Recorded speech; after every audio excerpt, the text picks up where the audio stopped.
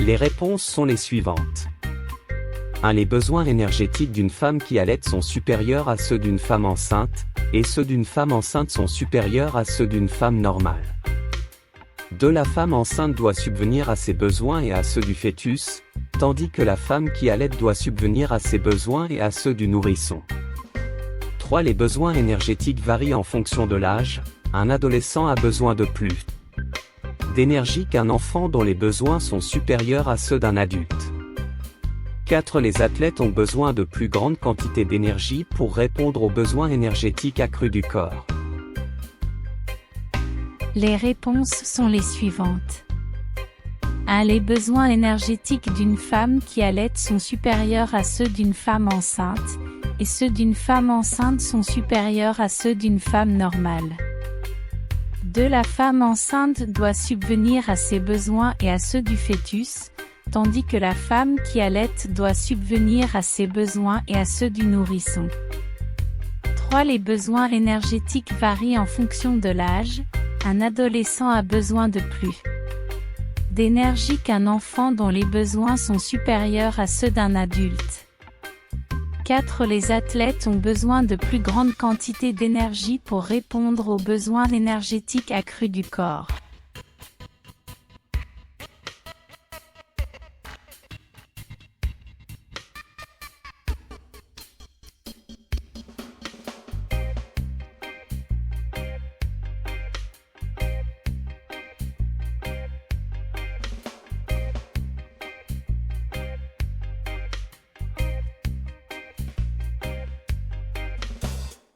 Bilan, nos corps sont toujours en activité, même lorsque nous dormons.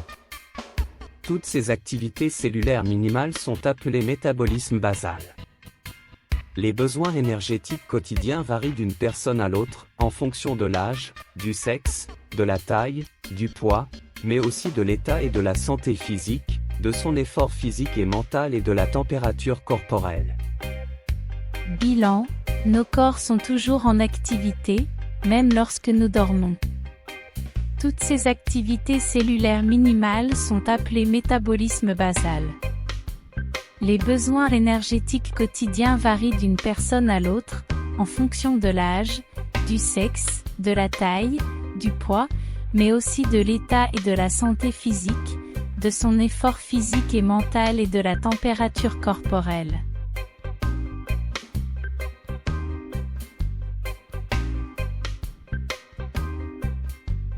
On entend souvent dire que la dépendance à la malbouffe entraîne diverses maladies. Pour s'en assurer, un journaliste a fait l'expérience suivante. Morgan Spurlock est un journaliste américain convaincu des effets néfastes de la restauration rapide pour montrer à tout le monde que la surconsommation de restauration rapide favorise la prise de poids et les risques pour la santé. Il se lance dans une expérience étrange, manger tous les repas à partir de maintenant chez McDonald's. Pendant cette période, une équipe de médecins et de nutritionnistes surveille sa santé. En conséquence, juste un mois après ce système, Morgan a dû arrêter. Sa santé s'est détériorée très rapidement, cholestérol élevé et diabète, foie mal en point et prise de poids de 13 kg en 30 jours. On entend souvent dire que la dépendance à la malbouffe entraîne diverses maladies. Pour s'en assurer, un journaliste a fait l'expérience suivante. Morgan Spurlock est un journaliste américain convaincu des effets néfastes de la restauration rapide, pour montrer à tout le monde que la surconsommation de restauration rapide favorise la prise de poids et les risques pour la santé.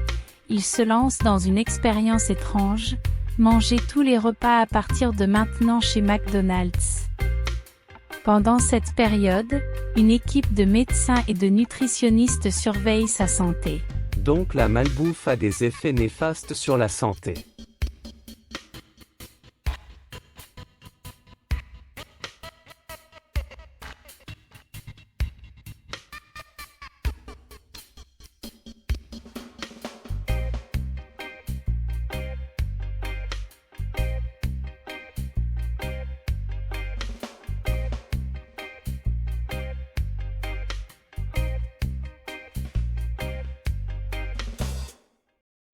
Pour avoir un régime alimentaire sain, il est nécessaire de contrôler qualitativement et quantitativement la ration alimentaire.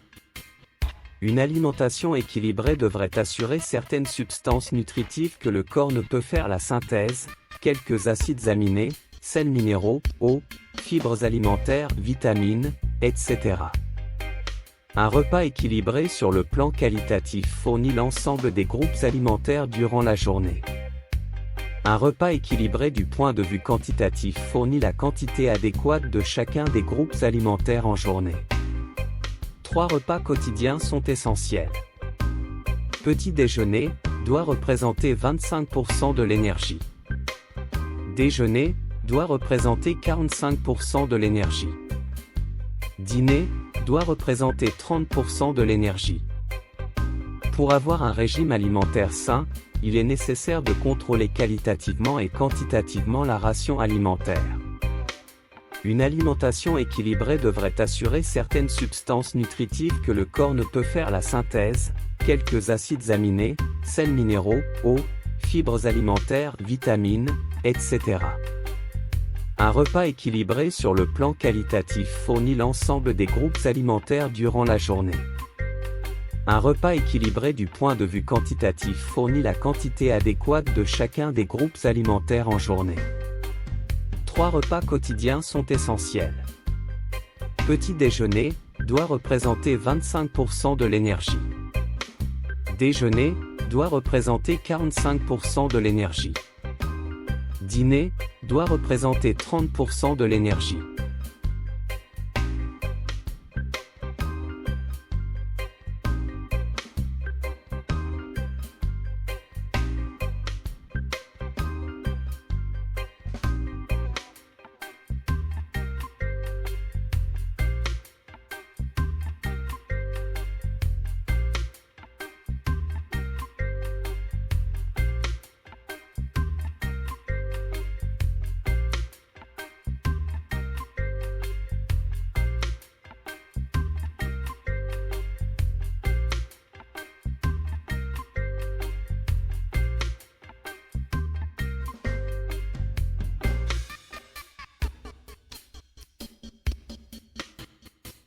Maintenant que nous sommes parvenus à la fin du cours, nous pouvons donner une solution aux problèmes posés au début du cours.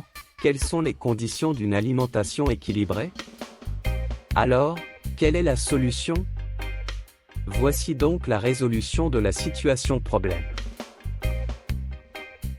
Une alimentation équilibrée doit être quantitativement suffisante pour couvrir les dépenses énergétiques quotidiennes du sujet et qualitativement équilibrée pour assurer un apport optimal d'aliments simples. Si l'apport énergétique dépasse trop souvent les besoins, l'organisme emmagasine l'excès d'énergie en tant que graisse. Et au-delà d'une certaine stade, nous parlons d'obésité avec les risques sanitaires que cela implique.